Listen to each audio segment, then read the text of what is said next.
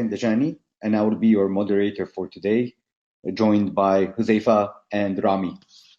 As mentioned, Huzaifa is the founder and CEO of InSync Shop Fittings. It's a partner strategic alliances at Safe Group. So InSync transforms shops into smart ones by seamlessly integrating the efficiency of digital technology into physical spaces, using their proprietary smart shop fitting solutions built around their electrified tracks and merchandise supports. They have operations in India, the UAE, and the USA, and they export across the Middle East and Africa. On the other hand, we have Rami Zahran, Group Chief Marketing and Communication Officer at Saudi German Health.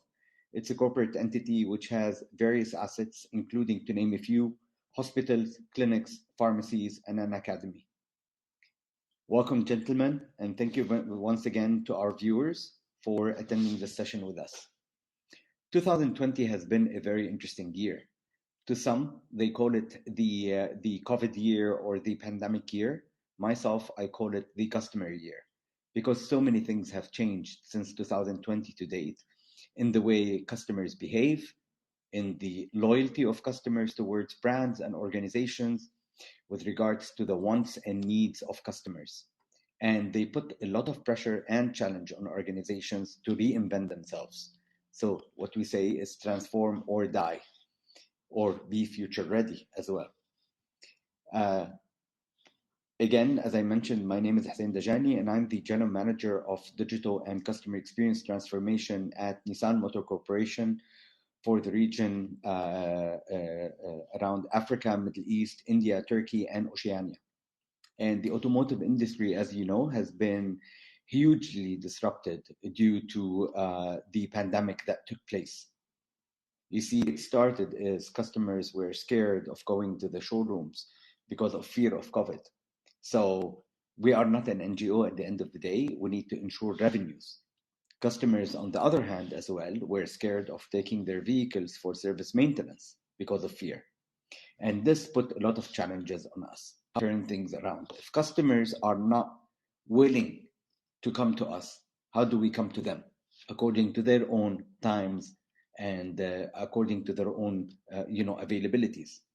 So we created a customer promise differentiator called Shop at Home with Nissan. We launched this in each one of the AMIO markets. And basically, it's a suite of solutions, a kind of an umbrella, which includes solutions and products and services tailored toward existing Nissan customers or potential ones. So if you couldn't go to the showroom, we brought the showroom to you. So we enabled a 360 showroom and vehicles walkthrough. You wanted to speak to a sales consultant, just through a click of a button, you will be able to have a video call with a sales consultant. You want to do a test drive of the vehicle but don't want to go to the showroom, not a problem. We'll bring a car to you at a date and time that is convenience to you, and you will do the test drive of the vehicle. You like the vehicle, you want to buy it, we enabled e-commerce online where you can either book the vehicle or buy it completely online.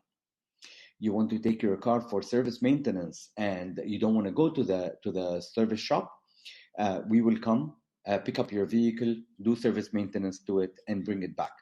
Those are just to name a few of the solutions that we've enabled. So if you go to any of Nissan's websites in Dubai, Abu Dhabi, Saudi, South Africa, India, Australia, you will find Shop at Home proposition over there. And what led us to really show empathy towards customers, where we expressed how much we understand their wants, their needs, their fears, their aspirations. This is how we showed them that we are dealing at the end of the day with a human. We're not dealing with a customer. Because at the end of the day, we call it the human experience rather than the customer experience. So this is what we did at Nissan to tackle the COVID challenge, and the journey is still ongoing. I would like to move to our panelists to understand a little bit more on what they've done in their industries in order to basically retain customers, show their understanding with customers, express the compassion towards customers. Rami, I will start with you. A strong brand and a powerful campaign can only take you so far. I think you agree with me about that. What I'm interested in knowing is, what role do you think customer experience has within the context of the three R's in differentiating your organization from competition?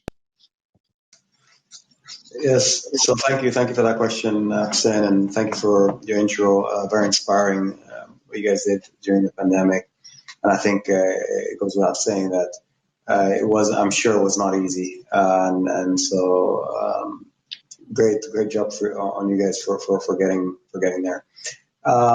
So customer experience for me, what role does it play in differentiating a brand from another brand? For me, customer experience is king. Absolutely. Back in the day, let's say 20 years ago, you could easily get away with a really big, flashy marketing campaign. You could, create this sort of sense of desire for a brand or a product, and people would rush to stores to buy it. And in a way as well, people would kind of love the product because of the great marketing and the great branding, without necessarily paying attention to if it was if it was performing the way they wanted it to perform, product or service. Nowadays, if we look at products or services, these products or services are being discussed more openly amongst their consumer base. So if somebody buys a product off Amazon, for example, that leaves room for reviews. So let's say what I used to be able to sell 20 years ago under great brand marketing now is exposed to all these people who will take that product, analyze it, review it, and come back and say this product is actually terrible. So people will look towards those reviews more than great flashy advertising and branding. If a product has a 5-star rating, I'm more likely to buy it, and obviously I'll second guess one with that 1.5. This didn't exist 20 years ago, right? So where can you, now that there's a world of reviews, this concept of retaining customers, where does customer experience play a role? It plays a role in that once you've offered a really good end-to-end customer experience, you're more likely to produce positive reviews. You're more likely to retain someone, even if your product or your service was not the best, or compared to its competitors, or compared to what your expectation was. If you receive great customer service along the journey, you're more likely to remain loyal and come back, especially if there's some form of loyalty program or incentive for you to come back from a retained perspective. You're more likely to leave a positive review if the customer experience was good, even though, again, maybe the product or the service itself wasn't great, but the customer experience was great. You leave satisfied, so you're more likely to leave with a positive review. So from the third R about reimagining, what I ask everyone to do is to reimagine themselves, not just as a marketer who fulfills one of the P's of the 7 P's of marketing, which is promotion, which is great advertising, but to also really think about the customer experience. As a marketer, you should not leave it to somebody else. You should have a direct hands-on influence in the customer experience. So reimagine your role and make sure you're offering great customer experiences, because for me, that nowadays is more important than great branding. Absolutely. This is spot on, Rami. I was reading this morning. It just happened that a report popped up in front of me. It's a report done by Google and Boston Consulting Group, which mentions that due to the pandemic, 65% of customers lost loyalty with brands, which tells you that customer experience has become key. And as you rightly mentioned, at the heart of the customer experience is the customer service, because people or consumers expect full transparency, expect to be kept outdated, and more important, with the role of data, expect to have a personalized attention or a personalized service, which we see many organizations trying to basically cope up with the changes that are happening. Let's admit it, the world of digital has accelerated 10 times due to the pandemic rather than usual days. and organizations are still trying to figure out how to navigate around all those changes that are taking place over there. So what you mentioned is absolutely correct. Advertising and branding is important, but advertising and branding alone will not be able to create that differentiator aspect to your organization like it used to 10 years ago. Thank you for that. I would like to hear from Huzaifa. Huzaifa, you are more or less, I don't want to say agency, but you are more of like partner to so many clients. So you work with so many retail brands from across different sectors. How do you see yourself, the role of physical spaces in reimagining their positioning to retaining existing customers? This is something very interesting, especially I mentioned physical spaces, especially that with COVID, physical spaces became a very big challenge to people. Yeah, you're completely correct. It has been a challenge, and I think it's not been a challenge just because of COVID. Let's get that. Let's go back a few years and see what happened when Amazon popped in. Right, all these years for decades, it's always been an evolution of space, from supermarkets to hypermarkets to malls to small stores or specialty stores. The format of retail changed, but within the physical space. The moment you started getting e-commerce, the role of the physical space started changing, expectations of the consumer started changing. COVID just accelerated that growth, and I think it also created an opportunity and gave retailers some time to reimagine their role. I think now a retail space, there is a change of the role of that retail space, from becoming just a platform for commerce or transaction to becoming what I call a platform for edutainment. That is, where customers can learn about the product, they can buy it, and they can do it in a fun environment. There has to be a matter of fun in it. You know, like if you've seen what Clifton Strengths always talks about, it's about working on your strengths, strengthening what works for retail. I think the most important element of any retail store is the fact that there's a physical interaction between a person and a product. There's a physical interaction between a person and a person. And now the human to human interaction. How do we make that better? 40% of research subjects in a Price Waterhouse research talked about a better in-store customer experience being experienced, in a sense, if the store staff had better product knowledge. If they were able to see an extended range of products, whether online or another store, easily, that was a better experience, according to about 37% of the customers. And an easier checkout equaled a better in-store experience by 35%. Now you look at the numbers, Hassan, they're staggering. 35, 37, 40%. I mean, that kind of numbers are saying that they need experiences to be seamless. They need to be easier to work with. Online and offline need to merge seamlessly. And that's a key word, what you mentioned out there, the online, offline, or what we call the digital experience. That's key, because a customer can be starting their journey offline and then continue it online and then go back to offline, or vice versa. And you need to ensure that those journeys are connected together rather than somebody having to restart the journey from scratch.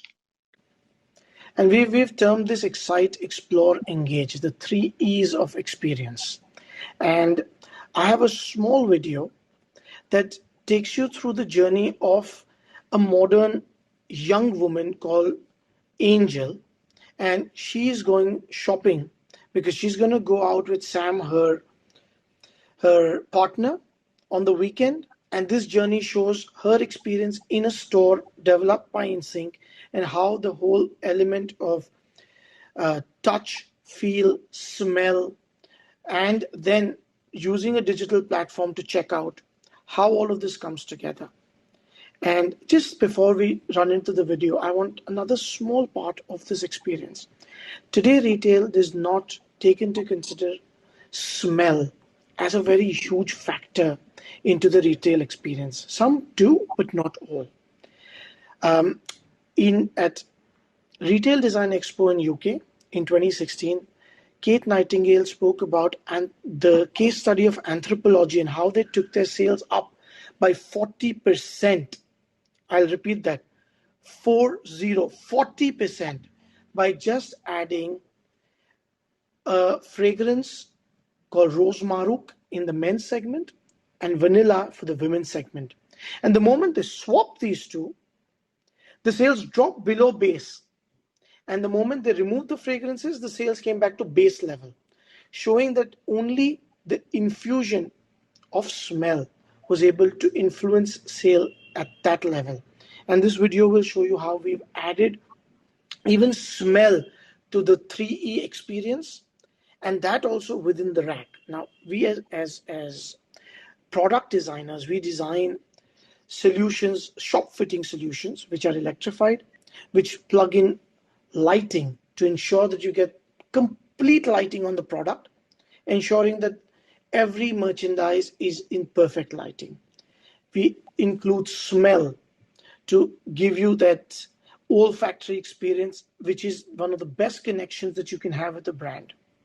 Using digital technology to explain or inspire a product to buy, a consumer to buy a product, and using digital technology like a scan and go solution for a self checkout experience. I think this video with Angel and her run Let's through look at the video to get a good understanding. But I will add one more thing. You're absolutely correct on the smell. There used to be an e-commerce company in the UAE called Jado Pado. I don't know if any of you remember it.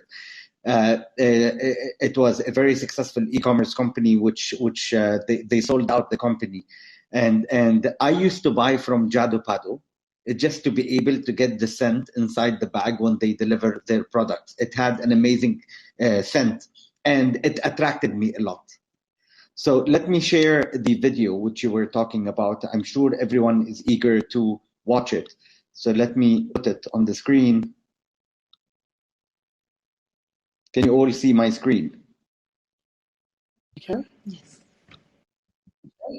All right.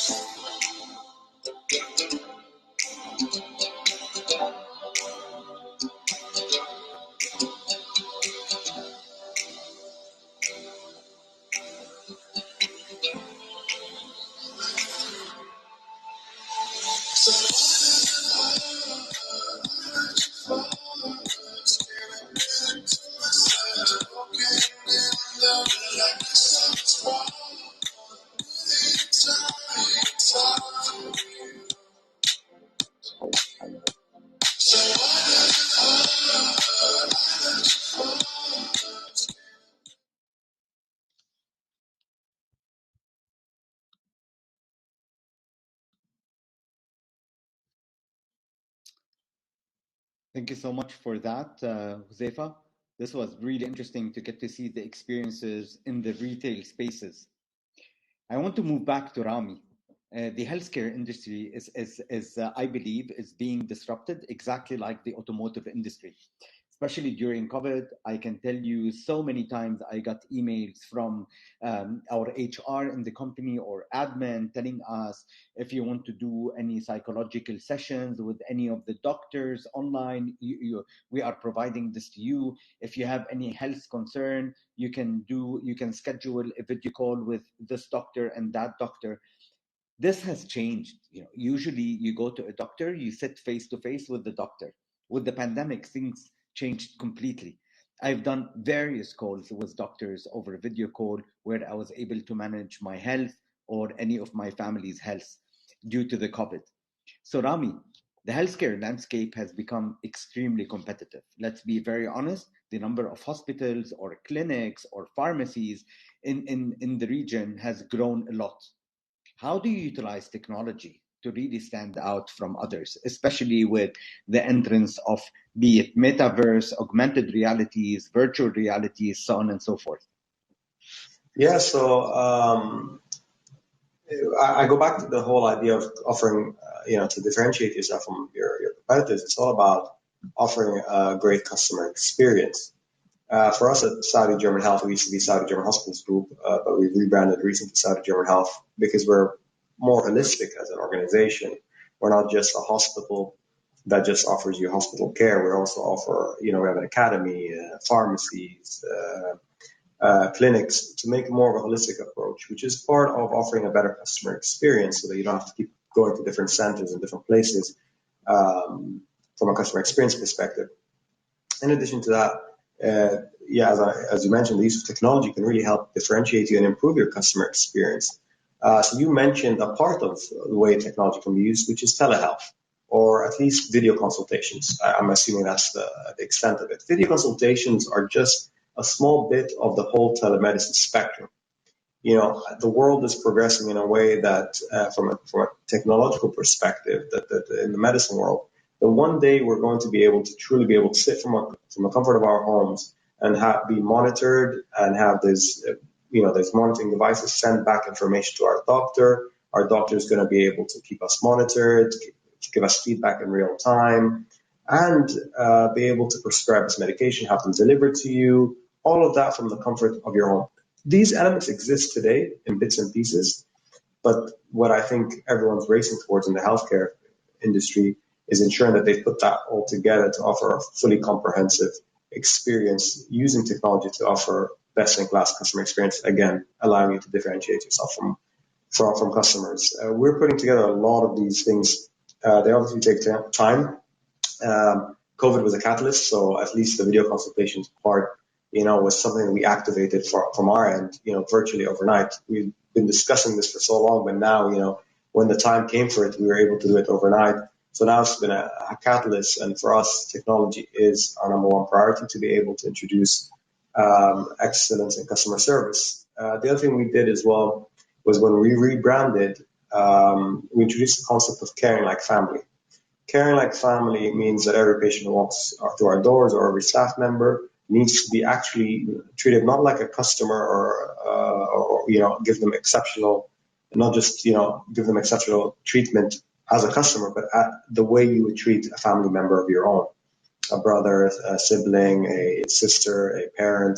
So we've introduced that idea to emphasize the importance of customer experience. So it's sort of next level customer experience, which is family experience, treating people like your family.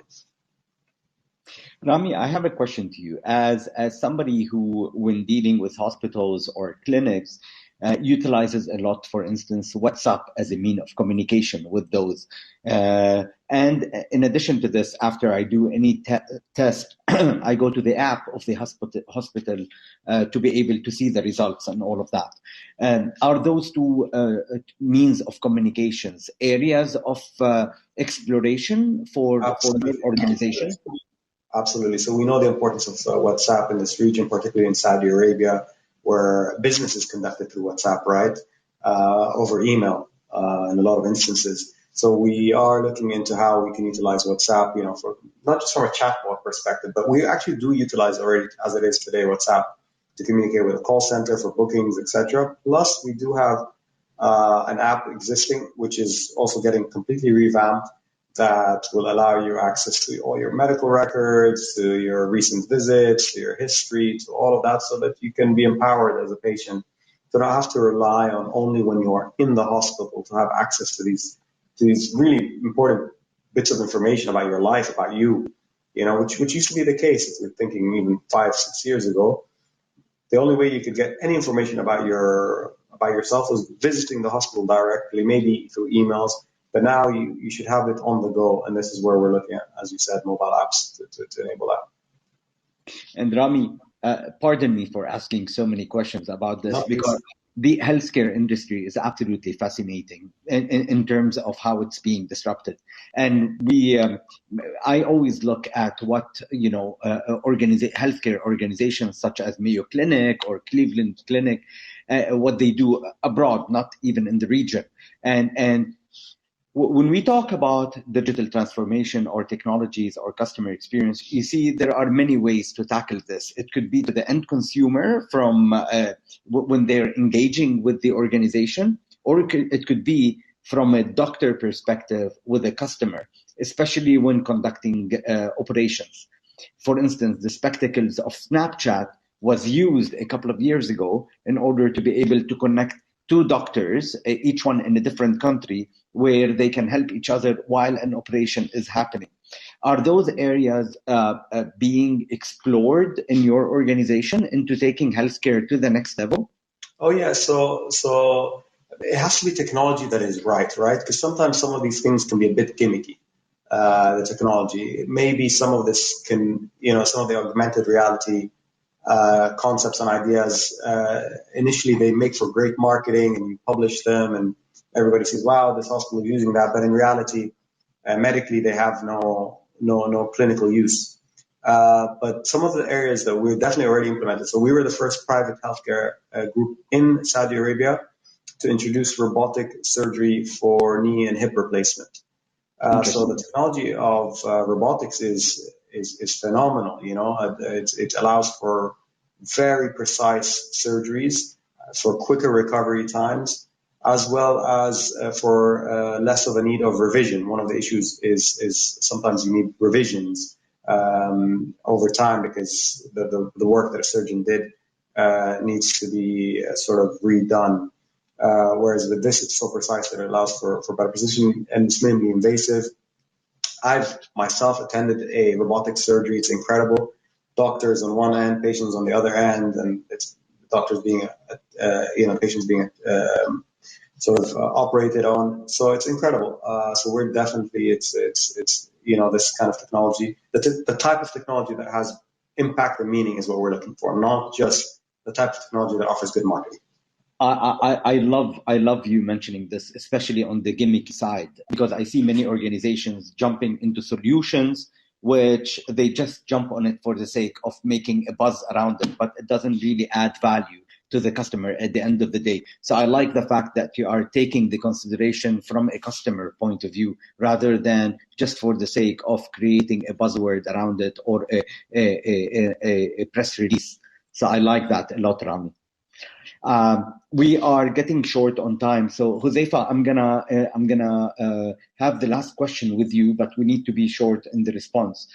Shop Fittings is a B2B brand. Again, I don't like the term B2B because I consider it as an H2H, but again, it's a B2B brand.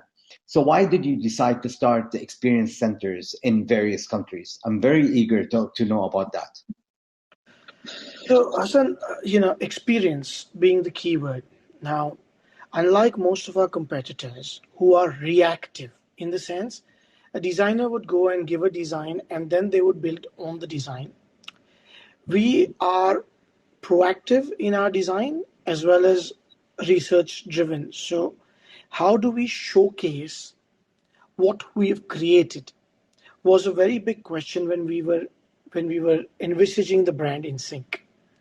And that's why the term experience center and the entire business model around experience centers came about. What we tried to do is, and this is aligned to our mission statement of empowering the future of retail. What we're trying to essentially do is be able to reach out to those who cannot imagine retail or reimagine their role in retail. We're working with even small to medium enterprises who have between 1 store and 5 stores. And we're doing rollouts where we are actually dispatching a store a day and doing 200 and 300 stores a year. Now, for all of these guys, their needs are different. A single store owner, when he comes to us, does not have an army of consultants consulting them. And we're able to take all our experience and help them build a store.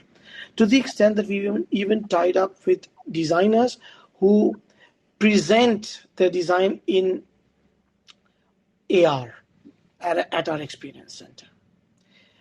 They're able to come and see, or retail designer is able to come and see, touch, feel the product, play around with it, see how the light works, talk to the AI bot, lift up a shoe and get the lift and learn experience. And these things all need to be experienced. They cannot be spoken about, or they cannot be imagined. So for us to reimagine the way we were going to do or position our brand in sync, we had to reimagine the way we connected with the customer, the experience that we provided the customer. So today, from only having physical stores, we are moving into AR-based presentations where we would be presenting an entire concept for a customer in AR if they work with us to design that concept. So we're trying to bridge the phygital gap in that sense now. And yeah, the experience center has really helped us showcase our phygital technology and its utility, showcase how our lighting solution actually provides shadow-free illumination, and showcase how we're able to save them cost of construction and save them operations cost of electricity by using efficient lighting within our racks. So all of these We're things seeing are so many. We're seeing many organizations moving into developing their own digital center of excellences because this is the only way for them to be able to envision. And if we take a look at the real estate industry, the automotive industry, they're relying a lot on AR prior to developing the final product to be able to envision how it is. Huzaifa, very interesting, but we are almost approaching the end of our session. However, if you allow me, please, I would like 30 seconds, not more, please. What would be one recommendation that you would give to organizations, to CX specialists out there? I would like to have a recommendation from your end and from Rami, but let's just limit it to 30 seconds, please, per panelist. Over to you, Huzaifa.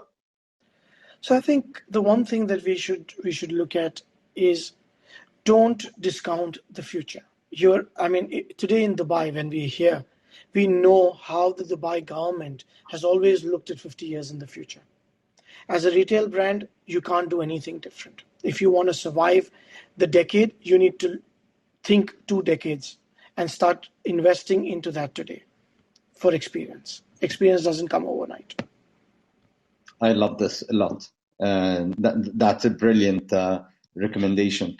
Rami? So I'll take it back to the title of this panel discussion about reimagining. My recommendation is to reimagine your entire process, to look at your role in the process as a marketer, and to really include customer experience in this reimagined world, focusing heavily on making sure that the customer gets the best possible experience that they could possibly get from your brand. I like that a lot. So I will endorse 100% what Huzaifa and Rami mentioned, and I will add to that empathy and compassion from organizations is extremely key to be able to really keep the connection going with their customers, to retain that loyalty from their customers, and to remain competitive in the future. Gentlemen, thank you very much for your contribution. It has been really valuable, invaluable. Bharti, I hand over back to you. Thank you so much, Hussein. We have questions as well. If we have time to answer them, can we please pick the questions? On your left, you will see the option of Q&A. So I guess one of the questions is already answered. There's one more question which is left. Are the brick and mortar store experience actually replaceable in reality? That's the question. Josefa, I would like you to answer that. I will give my comment on it, but I would like you to give because this is your area of specialty. I will talk about it from an automotive perspective after you contribute. So I personally believe very, very strongly that brick and mortar cannot go out. Now, I'll give you an example. When you had DVDs come in, when you had things like Netflix come in, people said that the theater would go out of fashion. Just go look at it, the theater industry today. The cinema halls today, they're booming better than ever because they were able to pivot. They were able to reimagine their role and become experiential. Retailers today have become experiential and they are becoming experiential. And if brick and mortar continues to become edutainment related, they cannot go out of style. And you're always going to need the human experience. You're always going to need the touch and feel of the product. And the love of your peers when they see it, the look on your wife's or your partner's face when you walk out wearing a dress or a blazer, that is irreplaceable. And that makes brick and mortar irreplaceable. I agree 100% with you. And I always get asked, with things in the automotive industry moving towards digital and e-commerce, will showrooms vanish from existing? My answer to them is the showroom will always be there. It's just the format of the showroom. And this is a personal opinion, not necessarily coming from my employer. I believe that the format of the showroom will change. And what I mean to say about that is those big showrooms that you used to see in the past, they're no longer needed. What will happen is the showroom will follow where the customer is rather than have the big showrooms and wait for the customer to come to them. What does that mean? You're at the beach, you will have pop-up stores over there. You're inside the mall, you will have stores inside the mall. And this is the way I envision really the showroom of the future to be. It's no longer about how big it is or where it's located, as long as it does not disrupt the journey of the customer, but it's rather part of the journey of the customer. Thank you so much, Hussein, and thank you so much, Josefa. We have a lot of questions, but we can quickly take one more question. This is: customer loyalty is to be retained at any cost. How will it be applicable in all forms of businesses, even the conventional ones? I'd like Rami to answer that question, because from a healthcare perspective, customer loyalty is extremely key, especially due to the competition that is taking place out there.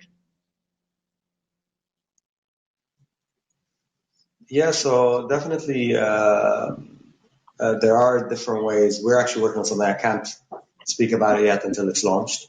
But there are different ways that you can ensure customer loyalty. Obviously, good customer experience plays a big role. But also, in healthcare, for example, the doctor that you're used to will play a big role in ensuring that loyalty, right? Because if you've been going to the same doctor for 5 years. And where do doctors shine above others is communication.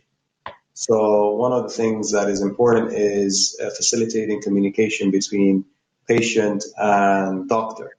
And sometimes, like I said, that if it's only happening within the context of the hospital, that's going to be a challenge for these patients who then leave and have more questions.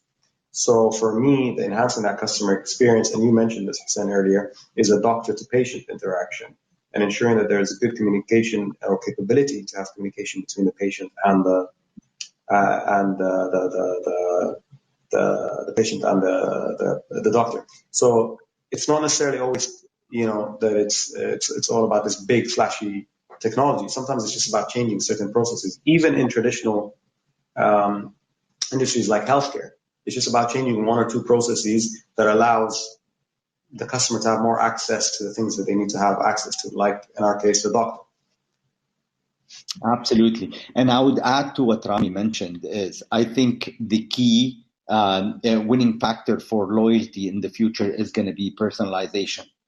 So it's going to be about what kind of data an organization is capturing, and how do they create personas out of those data, and how do they create the means of communication and the experiences. So Yeah, CRM, actually, I forgot to mention that part. So one of the ways so personalization is actually, that is definitely one of the most important ways to keep someone loyal. One of the things we're working on is this CRM tool. So I think a very strong CRM tool enables customization, so that whenever you receive someone in your physical premise or your mobile app or whatever, or if they call your call center or wherever it is, the person interacting with them already knows everything about this person. Even, if they had a previous complaint, to say, oh, I remember your previous complaint. By the way, we've solved that issue for you. You'll be pleased to know that X, Y, Z has happened because of something you reported a month ago. That is an amazing way to personalize and to create a great customer experience. absolutely.